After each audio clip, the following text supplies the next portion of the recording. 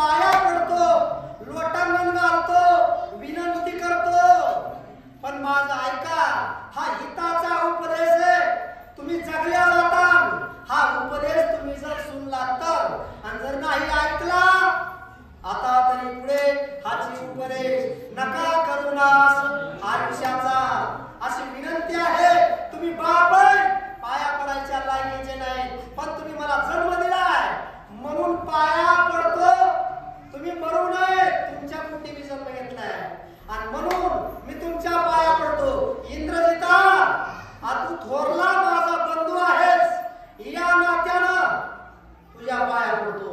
पण असं करू नको, सगळ्याला मारू नको आणि तुम्ही स्वतःही मरू नका, निंदे जीवन जगू नका.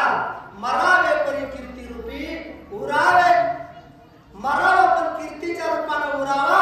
आप कीर्तीनं उरू नये, उपजले मेले आयुष्य किती.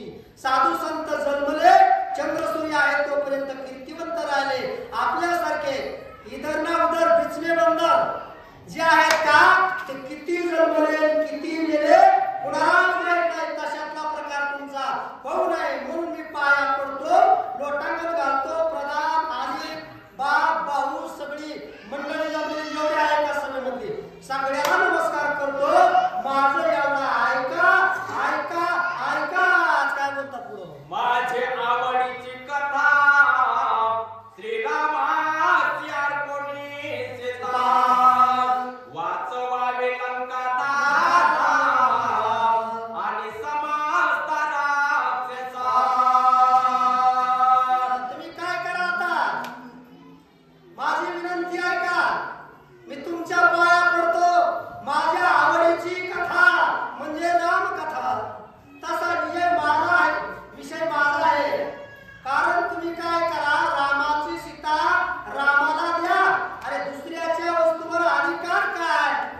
दुसऱ्याची दुसऱ्याजवळ ठेवा, आपली आपल्याजवळ ठेवा आणि वाद मिटवा, स्वतःचं मरण चुकवा आणि तुमच्यामुळे इतराला आलेलं तेही चुकलेलं आहे. एक करतं आणि 10ला येतं. तशातला प्रकार तुझ्या एका गुन्ह्यामुळं झालेला आहे. आपली जशी आपल्याला असावी वाटते तशी दुसऱ्याची सुद्धा दुसऱ्याला असावी वाटते. जगा आणि जगू द्या, दुसऱ्याचा हक्क हिरावून घेऊ नका आणि मर्दाला समोर जाऊ नका. असा अतिकायातील ठिकाणी बोलू लागला. काय सांगतो पुढं? श्रीरामाची निभोनी चरणा,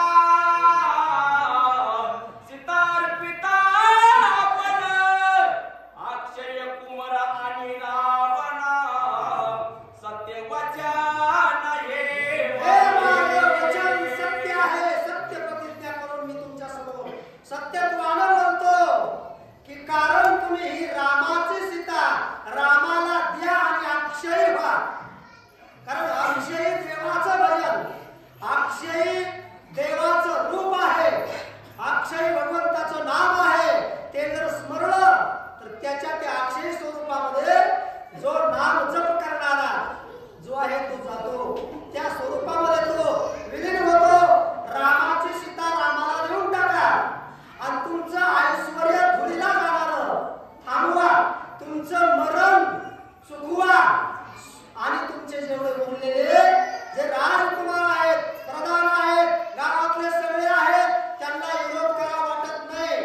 अन्याय दिसतोय पण काही करता येत नाही. सत्ता पुरेशी आपण चलत नाही. मरणाची इच्छा नसताना सुद्धा मरणाची वेळ राजा रावणा तुमच्या एका गुन्ह्यामुळे आलेली आहे. या गुन्ह्याला पाठी राखा कोणीच नाही. अरे परद्रव्य आणि परनारी या दोन्ही गोष्टीचे जे गुन्हेगार आहेत का, त्यांना पाठी राखा. जवळचाही नाही आणि लांबचाही नाही. जसं मरणाच्या वेळेला सोडविना तेव्हा मारवा, एका चक्रपाणीशिवाय कुणी सोडविणारा नाही, तसेच चोराला आणि जाराला सुद्धा सोडविणारा देव नाही. तर जगातले बाकीचे कोण? त्याच्यामुळे सांगतो, तू गुन्हा मोठा केला, परदारा हरण केली ना, मग तुला काही कमीत का? आम्हाला माया काही कमी नाही, तरी तुला किती आम्हाला माया आणावत्या. त्याचे महागुन्हेगार ठरला. पण सीता ही महापतिव्रता आहे. अहिल्या द्रौपदी सीता ताराचारी मुख्य मंदोदरी पतिव्रता आणि पतिव्रता सीता आहे. अर्ध